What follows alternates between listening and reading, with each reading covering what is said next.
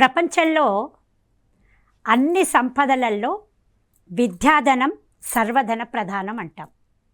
అలాగే అన్ని ఉద్యోగాలలో అన్ని వృత్తుల్లో కూడా చాలా గొప్ప వృత్తి ఉపాధ్యాయ వృత్తి. రేపటి పౌరులను తయారు చేసే ఉపాధ్యాయులుగా, ప్రభుత్వ ఉద్యోగులుగా, ప్రభుత్వ ఉపాధ్యాయ వృత్తిలో చేరాలనుకుంటున్న ఛాత్రోపాధ్యాయులు, ఉపాధ్యాయ మిత్రులు, మీరు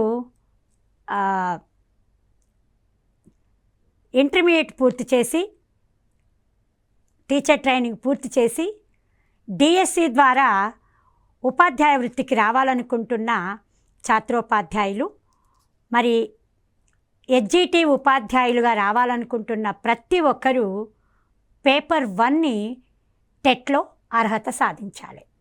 ఇవాళ డిఎస్సికి వెళ్ళడానికి ముందుగానే టెట్ అర్హత పొందాల్సిన అవసరం ఉంది. కాబట్టి టెట్ గురించి మీకు అవగాహన ఉండి ఉంటుంది. అయినప్పటికీ 1-2 నిమిషాలు.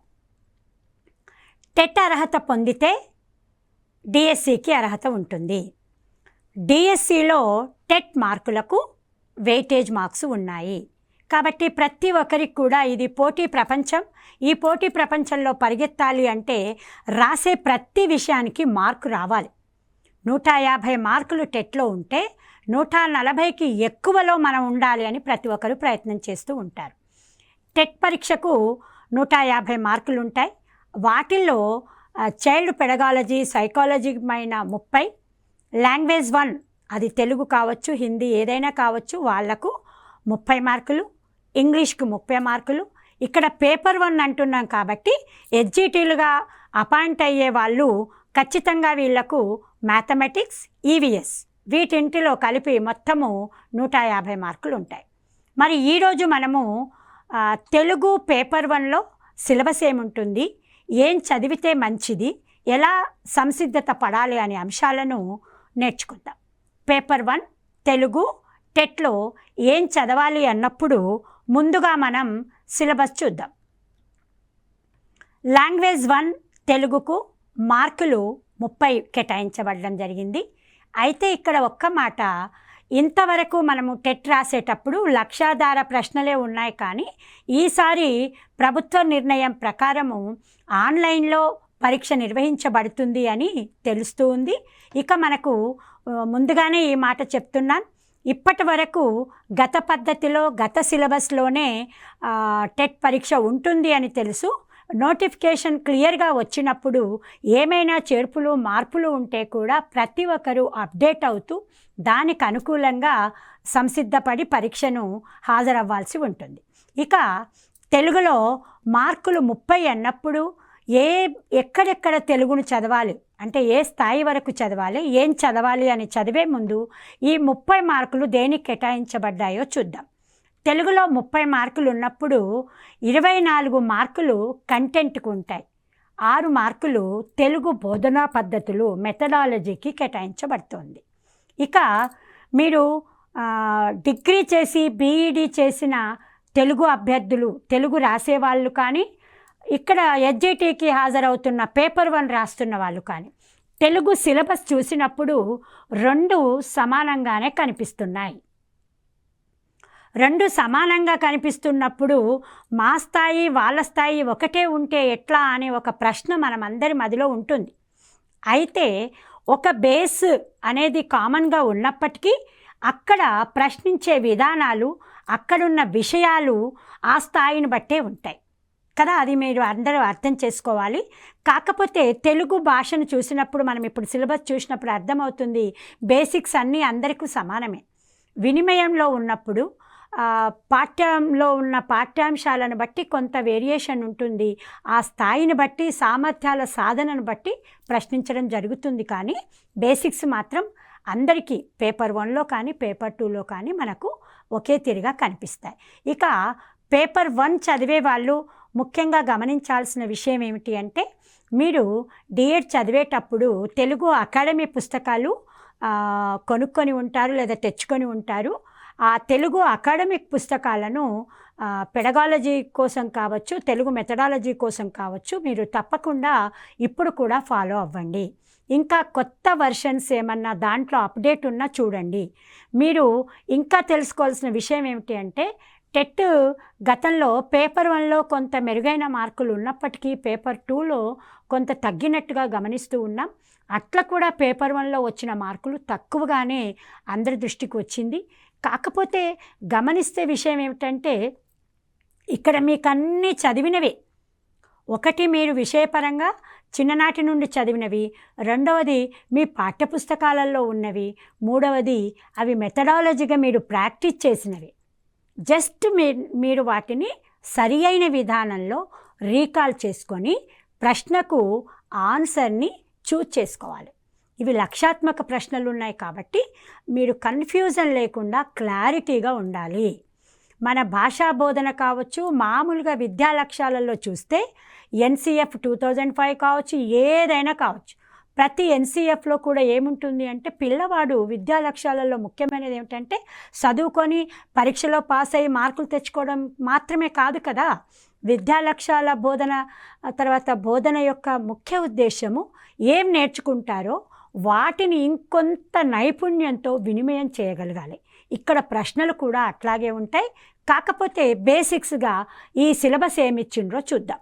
ఆ విషయంలోనే మీరు అవగాహన పొంది వాటి నుంచి విషయావగాహన, వినిమయం, సామర్థ్య సాధన, నైపుణ్య వినిమయం అనే మీద ప్రశ్నలు మనం ఎక్కువగా ఉన్నట్టు గమనిస్తాం. జ్ఞానాత్మక ప్రశ్నలు కొన్ని ఉంటాయి, విశ్లేషించి అవగాహనతో ఉన్నాయి కొన్ని ఉంటాయి, వినిమయంగా కొన్ని ఉంటాయి. అది ఏ విషయమైనా మనం ఆ విషయాన్ని అర్థం చేసుకోవాలి. ఇక్కడ లాంగ్వేజ్ 1 తెలుగు పేపర్ 1లో సిలబస్ ఏముందో ఇప్పుడు చూద్దాం. మొట్టమొదటిది విషయం. ముఖ్యంగా మనము 5 అంశాలుగా తెలుగును చదువుతాం. మొదటిది విషయం, రెండవది తెలంగాణ సాహిత్యము, సంస్కృతి, ప్రాచీన ఆధునిక అంశాలు, మూడవది తెలుగు పదజాలం, ఆ తర్వాత భాషాంశాలు, తెలుగులోని భాషాంశాలు ఏమిటి, వాటిని ఏ రకంగా చదవాలి, ఏమేమి ఉన్నాయి అనేది. ఇక 5వది చూస్తే తెలుగు బోధనా పద్ధతులు. ఈ 5 ఐటమ్స్ కిందనే మీకు 30 ప్రశ్నలు, 30 మార్కులు ఉంటాయి. బోధనా పద్ధతులు 5వది బోధనా పద్ధతులు. ఈ బోధనా పద్ధతులలో 6 మార్కులు ఉంటాయి. మొదటి 4 అంశాలపైన 24 మార్కులు ఉంటాయి. యావరేజ్గా చూస్తే ప్రతి అంశానికి 6 మార్కులు. కాకపోతే ఈ పఠనావగాహన, గద్య పద్యానికి ఇంకొక 2 మార్కులు ఎక్కువగానే ఉన్నట్టుగా మనం గమనించవచ్చు. ఇక అంశంలోకి వెళ్తాను. ఇక్కడ సిలబస్లో మొట్టమొదటిది విషయం. ఈ విషయం అనేది పఠనావగాహన, పద్యము, గద్యము ఆధారంగా అన్నాడు. ఇది గమనిస్తే అపరిచిత పద్యము, అపరిచిత గద్యం. అవగాహన అనేది అది ఏదైనా కావచ్చు కదా. ఒకసారి మనము టెక్స్ట్ బుక్లో చదివింది మాత్రమే అర్థం కాదు కదా. కాబట్టి ఇక్కడ విషయం కూడా ఈ పఠనావగాహన మీదనే తీసుకున్నారు. అది పద్యం కావచ్చు, గద్యం కావచ్చు, అపరిచిత పద్యం, అపరిచిత గద్యం. ఇక కరెక్ట్గా గమనిస్తే ఇవి మనము సృజనాత్మక రచనలోనో లేకపోతే రెఫరెన్స్ పుస్తకాలలోనో డైలీ పేపర్లోనో మన తెలుగు సాహిత్య గ్రంథాలలోనో చదివినవే ఉంటాయి. చాలా వరకు మనకు అవి అపరిచితం అంటే టెక్స్ట్ బుక్లో కంటెంట్ లాగా కాకుండా అదనపు సమాచారం కింద చదివినవి ఉంటాయి. పద్యము, గద్యం ఆధారంగా ఉంటాయి. ఈ విషయావగాహన పఠన పద్య గద్యాలలో మనం మోడల్ పేపర్లో చూసినా కూడా ఇంతవరకు ఉన్న గతంలో నిర్వహించిన ప్రశ్నాపత్రాలలో గమనిస్తే కూడా వీటిని 8 నుంచి 10 మార్కులు, కొన్ని సందర్భాలలో ఒక పద్యానికి 4 మార్కులు లేదా 5 మార్కులు, గద్యానికి 4 లేదా 5 మార్కులు ఇచ్చి 2 ఇవ్వడం జరిగింది. 1-2 సందర్భాలలో ఒక పద్యం మాత్రమే ఇవ్వడం, గద్యం ఇవ్వకపోవడం ఇలా జరుగుతుంది. రేపు కూడా మనకు మన ఆధారం ఎలా వస్తే వాటిని మోడల్ పేపర్స్ కూడా ముందు ఒకవేళ ప్రచురించబడితే దాని ఆధారంగా మనకు పక్కా ఉంటుంది. ఏది ఏమైనా అపరిచిత పద్యం, అపరిచిత గద్యానికి 8 మార్కుల వరకు కేటాయించడం, 6 నుండి 8 మార్కులు లేదా ఒకటే ఇస్తే 5 మార్కులు ఉంటాయి. ఇది గమనించాలి. ఇది పఠనావగాహన అనేది పద్యము, అపరిచిత పద్యం, అపరిచిత గద్యం ఆధారంగా ఇవ్వబడుతుంది. దీన్ని మనం ఇంగ్లీష్లో అయితే రీడింగ్ కాంప్రహెన్షన్ అంటాం. రీడింగ్ కాంప్రహెన్షన్ వల్లనే కదా మనం దేనికైనా జవాబు ఇవ్వగలుగుతుంది. ఒకటి, విన్నది వాటికి అవగాహనతో జవాబు చెప్తాం. రెండవది, చదివిన దానికి అవగాహనతో చెప్తాం. ఇక్కడ గమనించాల్సింది 4 కావచ్చు, 5 ప్రశ్నలు కావచ్చు.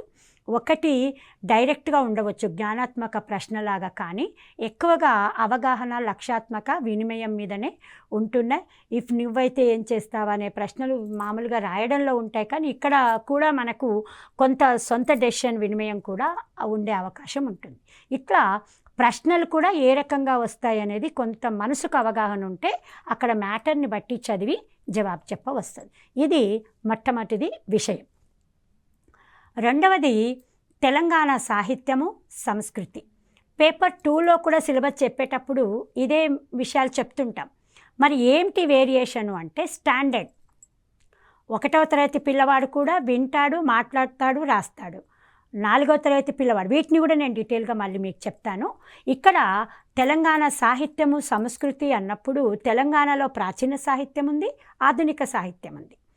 తెలంగాణ ప్రత్యేక రాష్ట్రము ఏర్పడేటప్పుడు జరిగిన కొన్ని పరిణామాల వల్ల తెలంగాణ సాహిత్యానికి, తెలంగాణ ప్రతి అంశానికి ఒక ప్రశస్తి వచ్చింది. వాటిని మనం ప్రత్యేకంగా మన పాఠ్యపుస్తకాలలో రూపొందించుకున్నాం. 2015లో రూపొందించుకున్న పాఠ్యపుస్తకాలలో తెలంగాణ కవుల గురించి, తెలంగాణ కవయిత్రులు, కవులు అంటే కవులు, కవయిత్రులు, రచయితలు అందరూ ఉంటారు. నూతన పాఠ్యపుస్తకాలలో వీళ్ళందరి గురించి ఉంది.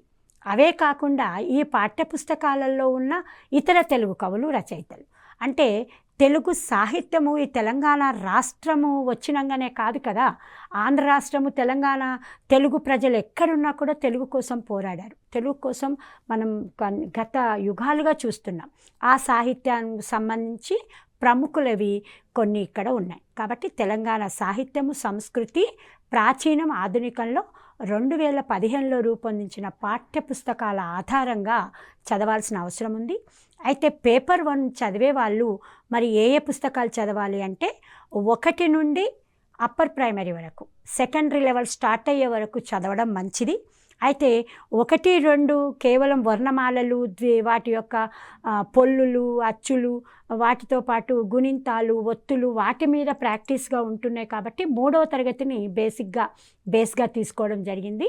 3వ తరగతి నుంచి 8వ తరగతి వరకు ఎక్కువ శ్రద్ధ పెట్టాల్సింది 5, కానీ మన భాషాంశాలలో వెళ్ళినప్పుడు తెలుస్తుంది 8వ తరగతి వరకు కూడా ఈ అంశాలన్నీ కూడా పుస్తకాలలో కవర్ అయ్యాయి. ఇక ఇవి కాక ఏం చదవాలి? తెలంగాణ సాహిత్య సంస్కృతులలో సాహితీ ప్రక్రియలు, తెలుగు సాహిత్య ప్రక్రియలు చాలా ఉన్నాయి. ఇప్పుడు పాఠ్య పుస్తకాలను తీసినప్పుడు మనకు అర్థమవుతుంది. అక్కడ మీకు మళ్ళీ పరిచయం చేస్తాను. ఇక్కడ కళలేంటి, కళాకారులు ఎవరు, ముఖ్యంగా తెలంగాణ కళాకారులు, తెలంగాణలో జరుపుకుంటున్న వేడుకలు, పండుగలు. మనకి ఇక్కడ చూస్తే మన తెలుగు ప్రైమరీ పుస్తకాలను చూసినప్పుడు పిల్లల వర్ణమాలను పునశ్చరణ చేయడానికి బతుకమ్మ పాటలు పెట్టడం జరిగింది. సన్న జల్లుళ్ళు కోల్, ఇట్లా జల్లులు పడ్డప్పుడు ఏం జరిగింది అని, అమ్మవారు వేడుకలు, ఆ పాటల ద్వారా కూడా అచ్చులు, హల్లులు, ఒత్తులను తీసుకున్నాం. ఇట్లా మన పండుగలు, మన వేడుకలు, మనం ఆడుకునే క్రీడలేంటి, మనం పాడుకున్న పాటలేంటి, జానపద పాటలు ఎన్నో ఉన్నాయి. వానల్లు కురవాలే వానదేవుడా అనే పాటను మనం చూస్తాం. అట్లాగే క్రీడల మీద పాటలు, ఇవన్నింటిని కూడా, ఇవి ఎలా రాయబడ్డాయి, ఎక్కడి నుంచి వాటిని సేకరించాం, వీటన్నిటిపైన కూడా ప్రశ్నలు వచ్చే అవకాశం ఉంది.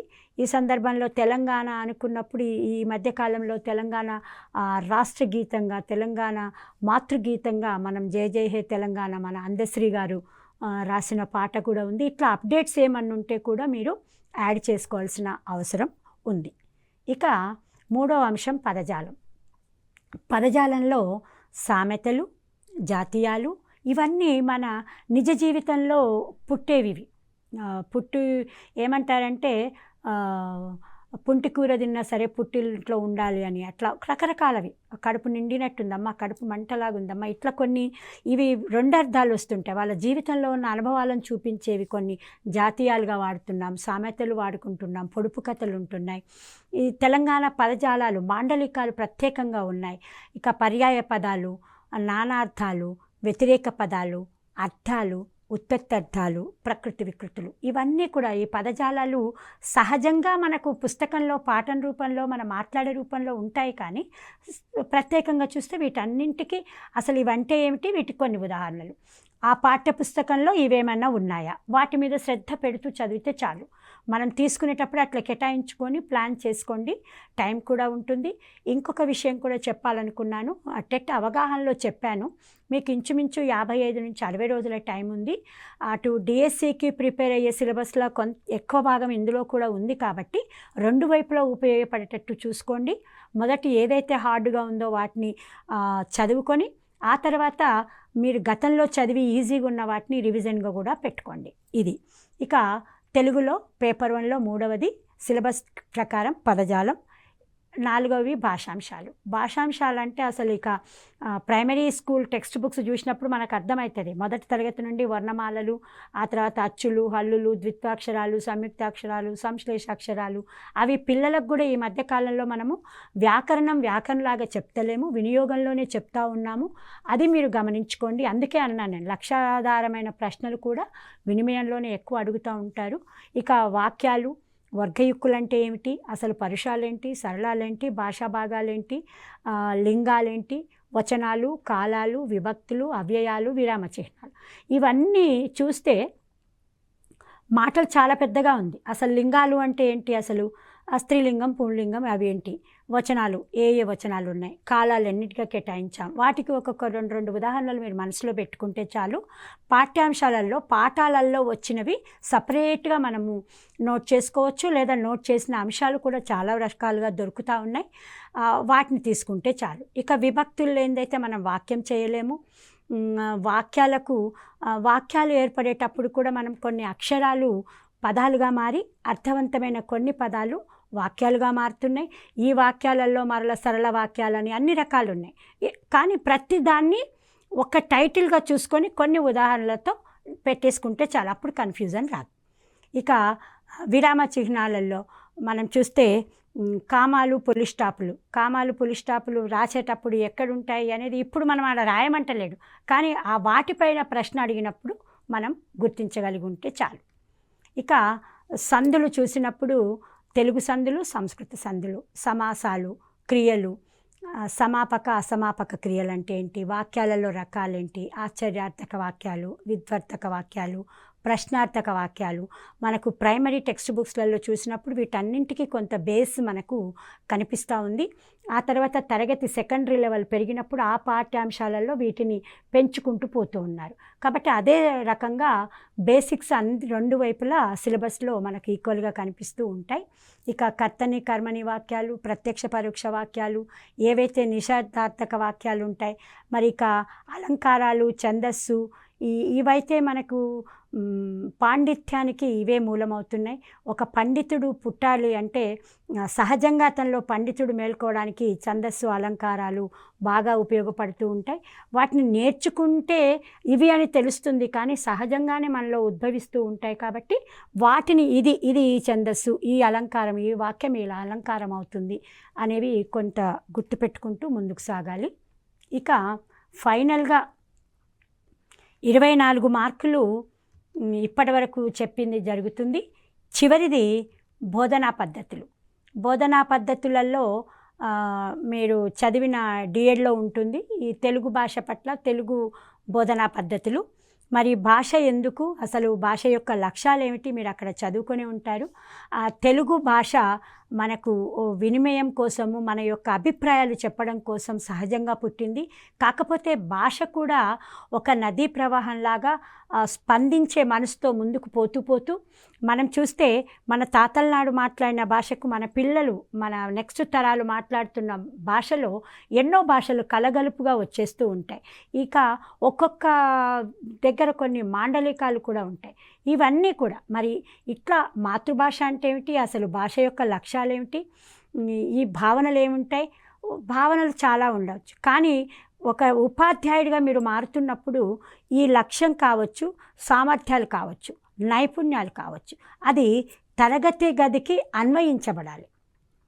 బేసిక్గా చదివిన వాడైనా చదువు చెప్పేవాళ్ళైనా గమనించాల్సింది ఏమిటి, విద్యా లక్ష్యాలు ఏమున్నవి, ప్రత్యేకంగా ఈ భాషను బోధించడంలో లక్ష్యాలు ఏమున్నది, ఆ లక్ష్యాలు సాధించడం కోసమే అభ్యసన ప్రక్రియ అనేది జరుగుతుంది. ఇది గమనించాలి.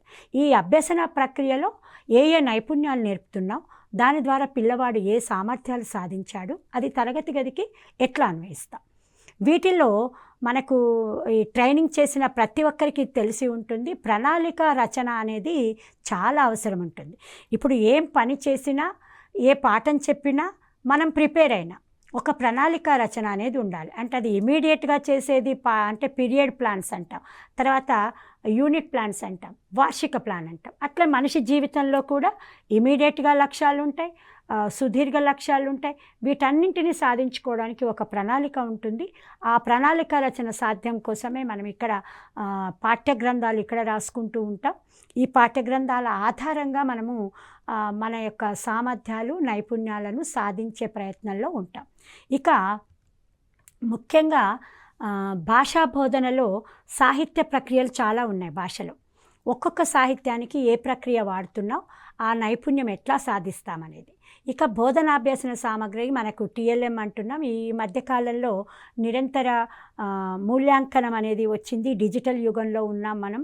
ఇంకా ఎన్నో సామగ్రులు కూడా వస్తూ ఉన్నాయి కాబట్టి కొంత వీటి మీద కూడా దృష్టి పెట్టుకోండి. ఈ నిరంతర సమగ్ర మూల్యాంకనంలో నిర్మాణాత్మక మూల్యాంకనం అంటున్నాం, సంగ్రహణాత్మక మూల్యాంకనం అంటున్నాం. ఒకప్పుడు పరీక్ష పాస్ అయితే చాలు. ఒకప్పుడేమో చాలా సంవత్సరాలు 1970s ముందు చూస్తే పరీక్షలో ఫెయిల్ అయితే ఫెయిల్ అయినట్టే. ఆ తర్వాత అటెండెన్స్ను బట్టి వాడిని పాస్ చేయడం, నాన్ డిటెన్షన్ మెథడ్ వచ్చింది. ఆ తర్వాత కేవలం పరీక్ష పాస్ అయితే చాలు అనుకున్నాం. కానీ ఈరోజు ప్రపంచం తగ్గట్టుగా నిరంతర సమగ్ర మూల్యాంకనం అనేది సిసిఈ మెథడ్ అనేది చాలా గొప్పగా అన్వయించుకుంటూ మనం ముందుకు సాగుతూ ఉన్నాం. ఈ దృష్టిని కూడా పెట్టుకొని మూల్యాంకన విధానాలలో ఏ కొత్త పద్ధతులు ఉన్నాయి, అభ్యసన సామగ్రిలో గతంలో ఎట్లుండే, ఇప్పుడు ఎట్లుండే, ఇంకేమన్నా కొత్తవి ఉన్నాయా, వీటి మీద కూడా దృష్టి పెట్టాలని కోరుకుంటూ ఉన్నాను. అయితే ఈ బోధనా పద్ధతులు దీంట్లో ఉన్న 7 అంశాల ఆధారంగా చూస్తే మనకు 6 మార్కులు తప్పకుండా ఇందులో నుంచే ఉంటాయి. పేపర్ 1లో కానీ పేపర్ 2లో కానీ. విషయ అవగాహన పైన 24 మార్కులు, బోధనా పద్ధతుల మీద 6 మార్కులు. ఇక నేను ఇంకొక విషయము, మనం ఏమనుకున్నామంటే పాఠ్య పుస్తకాలను ఫాలో అవ్వాలి. ఇక్కడ మనం ప్రక్రియలు అనుకున్నాం, ఇతివృత్తాలు అనుకున్నాం. ఇవే కాకుండా ఇప్పుడు ఇక్కడ 3rd క్లాస్లో చూసాం, వానదేవుడు అనేది ఒక గేయం, ఇతిహాసం ఏది బాలభీముడు అనేది ఇతివృత్తం, ఇతిహాసం, ప్రక్రియ, కథ. ఇట్లా మనం చూస్తే ప్రక్రియలు గేయము, కథ, సంభాషణ, వ్యాసము, పద్యాలు ఇన్ని రకాలుగా ఉన్నాయి. ఇది సృజనాత్మకత రచనలు కూడా ఉన్నాయి, స్ఫూర్తితో ఇతివృత్తాలు పొందే ఉన్నాయి. అంటే ఇవన్నీ కూడా ముందు పిల్లవాడు అవగాహనతో రచించే యొక్క శక్తిని పొందడానికి బేస్ చేయబడ్డాయి. ఇవే కాకుండా మనం 4వ తరగతికి వెళ్ళినప్పుడు చిన్నగా ఇక్కడ కవి పేరు కూడా రావడం మొదలైంది. అభినందన అనే ఒక 6th క్లాస్కి వెళ్ళినప్పుడు ఇక్కడ అభినందన అనే పాఠాన్ని దేశభక్తి, ఇతివృత్తం, శ్రమ గౌరవం, ఇది ఒక గేయ ప్రక్రియ. స్నేహబంధం, లేఖ అనేది లేఖాయాత్ర రచన, ఇది యాత్ర రచన కావచ్చు, వ్యక్తిగతం కావచ్చు, చరిత్ర సంస్కృతిని చెప్పేవి కూడా కావచ్చు. ముఖ్యంగా శతక పద్యాలకు తెలుగు సాహిత్యంలో, తెలుగు పాఠ్యపుస్తకాలలో ప్రత్యేకత ఉంది. శతక పద్యాల మీద ఒక శ్రద్ధ పెట్టండి. కొన్ని శతకాలలో మకుటం, ముఖ్యంగా సింపుల్గా ఆటవెలది పద్యాలతో శతక పద్యాలను మనం రాసినప్పుడు ఆ కవి పేరు మకుటంగా ఉంటుంది. కొన్ని సందర్భాలలో కవి పేరు రాకుండా కవి ఏదో ఒకటి మకుటంగా పెట్టుకుంటాడు. కాబట్టి వాటిని కూడా గమనించుకోవాలి. సుమతి శతకం కావచ్చు, వేమన శతకం కావచ్చు. ఈరోజు ఇంకా చాలా శతకాలు మన పుస్తకాలలో కనిపిస్తూ ఉన్నాయి. అంటే గతంలో ఉన్నవి, రాస్తూ ఉన్నవి అన్నిటినీ కూడా తీసుకున్నారు. ఇవన్నీ కాకుండా తెలుగు సాహిత్యంలో జానపద సాహిత్యానికి కూడా గొప్ప ప్రత్యేకత ఉంది. కాబట్టి జానపద కథలు, వానదేవుడా అనే పాఠాన్ని చూసినప్పుడు మనం జానపద గేయంగా చూసుకుంటాం. అది సహజంగా పుట్టిన పాటలు. ఇట్లా ఇవన్నీ కూడా చూస్తాం. సో ఇతివృత్తాలు, ప్రక్రియలు, కవులు, రచయితలు మనము పాఠ్యపుస్తకాల ఆధారంగా చూసుకోవాలి. 1 నుంచి 5వ తరగతి వరకు పుస్తకాలను గమనిస్తే జాబిలీ పేరుతో ఉంటాయి. జాబిలీ 1, జాబిలీ 2, 4, 5. అట్లాగే 6వ తరగతి నుంచి గమనిస్తే నవవసంతం లాగా వచ్చి అది 8వ తరగతి వరకు ఉంటుంది. నవవసంతం 1, 2, 3. ఆ తర్వాత 10వ తరగతిని గమనిస్తే మనం ఇక్కడ సింగిడి అని ఉంటుంది. సింగిడి 1, సింగిడి 2 అట్లా మనం చూస్తాం. ఇక ఇవన్నీ కాకుండా మనం బోధనా పద్ధతులు చెప్పినప్పుడు, లక్ష్యాలు చెప్పినప్పుడు ఒక మాట అన్నాను నేను. ఏంటి అంటే సామర్థ్యాలు, బోధనా లక్ష్యాలు మనకు ఆధారమై ఉండాలి అన్నప్పుడు పుస్తకాలలో గమనిస్తే 1వ తరగతి, 2వ తరగతి ఈ పిల్లలు సాధించాల్సిన సామర్థ్యాలు వినండి, మాట్లాడండి, చదవండి, రాయండి, సృజనాత్మకత. ఏదైనా భాషను ఫస్ట్ వింటాం, తర్వాత మాట్లాడతాం, ఆ తర్వాత చదువుతాం, తర్వాత రాస్తాం. ఇలా రాసేటప్పుడే చిన్నగా ఒక సృజనాత్మకత అనేది మొదలవుతుంది. ఇక మనం జాబిలి ఒక్కొక్క స్థాయిని చూస్తే 5వ తరగతికి వచ్చే వరకల్లా పిల్లవాడు ఈ 5 లక్ష్యాలే కాకుండా అంటే వినడము, మాట్లాడడము, చదవడం, రాయడం, సృజనాత్మకతతో పాటు ప్రాజెక్టు పని చేసే లెవెల్కి ఎదుగుతాడు. ఇక ఇవి మనం 6th, 7thకి వెళ్ళినప్పుడు ఆలోచించి మాట్లాడడం, ప్రతిస్పందించడం, ధారాళంగా మాట్లాడడం, అర్థం చేసుకొని మాట్లాడడం, ఇవన్నీ కూడా విద్యా నైపుణ్యాలు, ప్రమాణాలు, సామర్థ్యాలలో మనము గమనిస్తూ ఉంటాం. ఇవి మీరు అన్నీ కూడా గమనించుకొని ప్రిపేర్ అవ్వాలని కోరుకుంటూ, అయితే పేపర్ 1లో మనం అది పేపర్ 1 కావచ్చు, పేపర్ 2 కావచ్చు, 30 నుండి 60 మార్కుల వరకు తెలుగు కేటాయించడం జరిగింది. ఈ మోడల్ పేపర్లో చూసినప్పుడు 31 నుండి 35 వరకు ఒక పద్యం ఇచ్చి ఆ పద్యం పైన ప్రశ్నలు ఇవ్వడం జరిగింది. విశ్వదాభిరామ వినురవేమ అనే దాంట్లో చూస్తే ఇక్కడ కొన ప్రాణం ఎవరి విడదీస్తే ఎట్లా ఉంటుంది, ఇది విడదీసి అంటే మనం సందులు కూడా అన్నాం కదా, ఇవి దాచుకొనగన్ ప్లస్ ప్రాణము ప్లస్ ఎవరితనము, దాచుకొనగన్ ప్రాణం ఎవరితనము. ఈ పద్యంలో ఉన్న మకుటం ఏమిటి? విశ్వదాభిరామ వినురవేమ అన్నాం కదా, మరి ఈ పద్యంలోని మకుటం ఏమిటి? విశ్వదాభిరామ వినురవేమ. ఇట్లా పద్య ఆధారం. ఇది అపరిచిత పద్యం.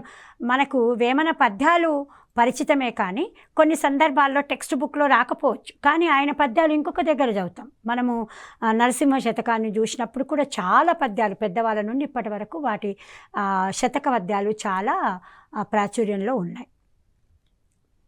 ఈ పద్యాన్ని అనుసరించి ఏమనుకుంటాం? తనువు మనది కాదు, నిజంగానే పారిపోనీయకుండా దీన్ని నిలపలేం. దేన్ని నిలపలేం? ఏదైనా పారిపోతుంది. నిలపందేంటి? ప్రాణం. ఎన్ని కోట్ల రూపాయలు పోసినా ఇప్పటికి కూడా విధిని ఎదిరించి ప్రాణం నిలబెట్టలేకపోతున్నాం. ఆ రోజుల్లోనే వేమన గారు ఆ పద్యంలో ఒక తత్వబోధన, ఇది అందరు చెప్పేదైనా వేమన గారు ఈ పద్యంలో చెప్పారు.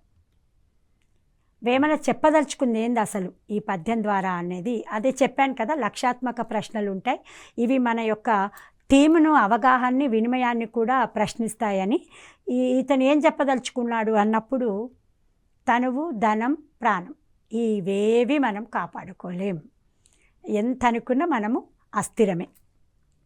ఈ పద్యం ద్వారా మనం తెలుసుకోవడం అంతే. ఇక వచనం కూడా అడిగాడు. కొన్ని సందర్భాలలో పద్యము, గద్యము 2 కూడా ఇస్తున్నారు, కొన్ని సందర్భాల్లో 1 కూడా ఇస్తున్నారు అనుకున్నాం. ఇక్కడ చూస్తే పిల్లలు అర్థం చేసుకోవడానికి వీలుగా ఉండే పుస్తకాలు అని కొంత పుస్తకాలపైన ఈ గద్యం అడిగారు. దీంట్లో కూడా ప్రశ్నలు చక్కగా ఇచ్చారు. పిల్లలు ఇష్టపడేవేమిటి మనకిచ్చిన వ్యాసం ఆధారంగానే కాస్త 1కి 2 సార్లు చదువుకుంటే అర్థమవుతుంది. బాగా పిల్లలు ఇష్టపడేవేమిటి అంటే ఇక్కడ ఆనందంతో భావ వ్యక్తీకరణతో చదివే పుస్తకాలు. ఈ వ్యాసకర్తకు అంటే ఈ వ్యాసం రాసిన వాడు ఆ వ్యాసంలో ఉంది. ఇక్కడ 37 Odyssey for boys and girls అన్నారు. చాలామంది టీచర్ల భావన ఉంటుంది. ఏంటి అసలు ఏం భావన ఉంటుంది? 1వ తరగతి పిల్లలకు ద వడసివర్ బాయ్స్ అండ్ గర్ల్స్ పుస్తకం అర్థం కావడం చాలా కష్టమని అనుకుంటారు. కానీ అది కొంతవరకు ఏ పుస్తకమైనా సరే వాళ్ళు అర్థం చేసుకుంటూ ఆనందించేటప్పుడు ఈజీగా అర్థం చేసుకుంటారు. ఇక్కడ మనం గమనిస్తే పిల్లల సామర్థ్యాలు ప్రైమరీ లెవెల్ కనిపిస్తుంది. పిల్లలు ఏం చేస్తారు అంటే వాళ్ళకి అర్థం కాకపోయినా సరే వినడానికి ఇష్టపడతారు, అర్థం కాకపోయినా సరే చూడడానికి ఇష్టపడతారు. పిల్లల యొక్క ప్రత్యేకత అది. వాళ్ళు పుట్టుక నుంచే నేర్చుకోవడం మొదలెడతారు. ఈ వ్యాసకర్త ఈ అభిప్రాయాన్ని కూడా ఇందులో చెప్పాడు. ఈ వ్యాసంలోని విషయం కూడా ఏంటంటే పిల్లల యొక్క శ్రవణాశక్తి మీదనే ఈ వ్యాసం రాయబడింది. ఇక్కడ మనము 30 నుండి 40 మార్కుల వరకు పద్యం చూసాం, గద్యం చూసాం. ఇక చూస్తే అక్కడ మనకు 2వ తరగతి పుస్తకంలో కావచ్చు తెలంగాణ ప్రత్యేకతలు, రాష్ట్ర చిహ్నాలు, పండుగలను కూడా ఒక పాఠం ఉంది ప్రైమరీలో. అక్కడ అడిగిన ప్రశ్నలు వాటిలలో కూడా ఈ ప్రశ్న వచ్చింది. ఎంగిలి పూల బతుకమ్మను ఏ రోజు చేస్తారు? ఇక మనకు రాష్ట్ర పండగ కూడా బతుకమ్మ ఉంది కాబట్టి బతుకమ్మను మీద ఇప్పుడు ఎవరు పిహెచ్డి చేశారని, ఎవరు దానిపైన 9 రోజుల పండుగ ఎట్లా జరుపుకుంటారని రకరకాల ప్రశ్నలు కూడా మనకు దీన్ని బేస్ చేసుకొని అడిగే అవకాశం ఉంటుంది. ఎంగిలిపూల బతుకమ్మను పెత్రమావాస్య నాడు చేస్తారు. ఇది. ఇక జైలు కథల సంపుటి అనేది ఉంది. ఇక్కడ మనకు చీమల బారు అని ఒక పాఠం ఉంది. ఆ చీమల బారు పాఠాన్ని పొట్లపల్లి రామారావు గారు రాస్తారు. ఇట్లా మనకు చూస్తూ వెళ్తే 60 మార్కులు కూడా తెలంగాణ ఉద్యమ పితామహుడు ఎవరు? కొత్తపల్లి జయశంకర్ గారు. తర్వాత ఏకలక్ష్యం గల వస్తువేది అనేది చూసినప్పుడు ఎస్కే వర్మ, కృష్ణస్వామి గారు చెప్పారు. అక్షర చిత్రాలు చదివించడం వల్ల ఏ సామర్థ్యం పెరుగుతుంది అంటే పఠనం. ఈ ఘనము మనకు ఘనాలు ఛందస్సు కూడా కొన్ని సందర్భాల్లో అడుగుతూ ఉన్నారు, అలంకారాలు అడుగుతూ ఉన్నారు. ఇక్కడ అలంకారం అడిగాడు. నీటి మీద తేలుతున్నది ఏమిటి అంటే చేకాను ప్రాస. నెలవారీ నిర్వహించే అదనపు కార్యక్రమాలు ఉండే ప్రణాళిక. మామూలుగా యూనిట్ ప్రణాళికలు ఉంటాయి, కానీ కొన్ని అదనపు కార్యక్రమాలు మనకు అకాడమిక్తో పాటు ఉంటాయి, కోకరికులర్ యాక్టివిటీస్ అంటాం. వాటన్నింటిని ఎక్కడ పొందుపరుస్తాము అన్నప్పుడు వార్షిక ప్రణాళికలో ఈ యూనిట్తో పాటు అదనపు కార్యక్రమాలు కూడా పొందుపరచడం జరుగుతుంది. నిరంతర సమగ్ర మూల్యాంకనం ఎక్కడ నిర్వహించబడుతుంది అని అన్నాం. చూడండి ఎప్పటికప్పుడు ఎట్లా అడిగాడు ఆ ప్రశ్న. తరగతి లోపల, తరగతి బయట. ఖచ్చితంగా కేవలము తరగతిలోనే కాదు, పిల్లవాడి అన్ని రకాల ఆధునిక బోధన శాస్త్రానికి ఉపాధ్యాయుడు ఈనాడు కేవలం బోధకుడు కాడు, ఇవాళ ఉపాధ్యాయుడు సహాయకుడు మాత్రం. ఇది మనం గమనించాలి. పిల్లల పరిశీలన శక్తిని పెంపొందించేకు ఉపయోగపడేది ఏమిటి? అభ్యసన సామర్థ్యం. ఇట్లా తెలంగాణ మాండలికాలు అన్నప్పుడు ఇక్కడ అర్రా అనే మాటకు అర్థం ఏమిటి అని అడిగాడు. ఇక్కడ అర్రా అంటే మనకి బాగా తెలుస్తుంది, అది గది. వసుధ అనే దానికి ఉత్పత్తి అర్థం ఏమిటి? ఆ తర్వాత సామెతకు ఒక సామెత ఇచ్చాడు ఇక్కడ. సాగుబాటు నాడు సాకపోతే సాలంతా ఆగిపోతుంది, ఉంటేనేమో ఊరంతా వాళ్ళది అంటారు కదా. ఈ అనుభవాలకు మూలం ఏమిటి అంటే వ్యవసాయం అని అర్థం. అట్లా ఒక్కొక్క సామెత ఒక్కొక్క పని నుండి, ఒక్కొక్క అనుభవం నుండి పుడుతుంది. ఈ సామెత వ్యవసాయం నుండి పుట్టింది అని. బంగారం అనే పదానికి ప్రకృతి రూపం, వికృతి బృంగారం. అసలు మనం బంగారమే ప్రకృతి అనుకుంటాం, కానీ అక్కడ అది వికృతి రూపంగా కనిపిస్తుంది. ఆహా, ఆ ప్రాంతం ఎంత శోభమయంగా ఉంది.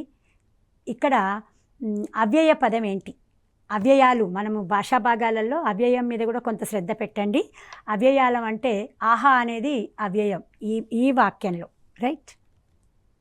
వయోవృద్ధుడు అనే సమాసానికి విగ్రహ వాక్యం ఏంటి? కొన్నిసార్లు వాళ్ళ అంటే చాలా ఉన్నాయి కాబట్టి అక్కడ వచ్చిన సందర్భాన్ని బట్టి అడగడం జరుగుతుంది. వయోవృద్ధుడు అంటే వయశ్చేత వృద్ధుడు, అంతే అతను. అట్లా చేతన్ అవి. నింగిలోని చంద్రుని చూసి సంతోషించాను. ఇది ఆకాశంలో చుక్కలు అని పాఠాలు చాలా ఉంటాయి. అట్లాగే చంద్రుని చూసి సంతోషించాను అన్నప్పుడు ఇక్కడున్న విభక్తులు ఏమిటి? అట్లాగే చివరిది క్ష్మి అనే సంశ్లేషాక్షరంలో ధ్వని క్రమం ఎట్లా ఉంటుంది? మనకి కా అక్షరము, క్ష అక్షరము ఇక్కడ కొంత మనకు జరుగుతుంది ఈ ప్రక్రియ. ఇట్లా కలిపి కొన్ని అక్షరాల కదలికలో సంశ్లేషాక్షరం ధ్వని క్రమం కలుపుతుంది. దీన్ని చూస్తే మనకు కు ష్ కలిపి లక్ష్మి అవుతుంది. ఇది పేపర్ 1లో ఒక మోడల్ మనం చూస్తున్నాం. ఇక టెట్ తెలుగుకు సిద్ధపడుతున్న అందరికీ మరొక్కసారి విన్నపం, చదివింది చాలా శ్రద్ధగా చదవండి. వాటిని ఒక క్రమంలో దృష్టిలో పెట్టుకోండి. వినిమయం ఆధారంగా వాటిని నేర్చుకోండి. కేవలము ఉదాహరణలతోని ఒకటి నేర్చినప్పుడు దానికి ఒక ఉదాహరణ గుర్తుపెట్టుకోండి. మనము క్లాస్ వైజ్గా ఏ పాఠాలు ఉన్నాయి, వాటిని రచించింది ఎవరు, ఇతివృత్తాలు ఏంది, పాఠం వైజ్గానే ప్రకృతి వికృతులు ఉన్నాయి, నానార్థాలు ఉన్నాయి. అట్లా అంటే ఏవి ఉన్నా సరే ఆ పాఠంలో ఉన్నది ఒక పాటలాగా చేసుకుంటే అది ఒక 2 రోజుల పనిలా అయిపోతుంది. మీరు దృష్టి పెట్టండి. ఇప్పుడు కొత్తగా రాయడం కాకుండా మీ దగ్గర ఉన్న విషయాన్ని స్పష్టంగా చదవండి, మంచి మార్కులు పొందండి. All the best. ఇప్పటి వరకు మనము టీఎస్ నిర్వహిస్తున్న తెలంగాణ ప్రభుత్వం నిర్వహిస్తున్న టెట్ పరీక్షలో మనం తెలుగు పేపర్ 1 ఈరోజు చూసుకున్నాం. సిలబస్ అంతా ఒకసారి శ్రద్ధ పెట్టండి. మంచి క్రమంలో మంచి ఫలితాన్ని పొందాలని అందరికీ ఆల్ ద బెస్ట్. మంచి మార్కులతో ముందుకు రావాలి.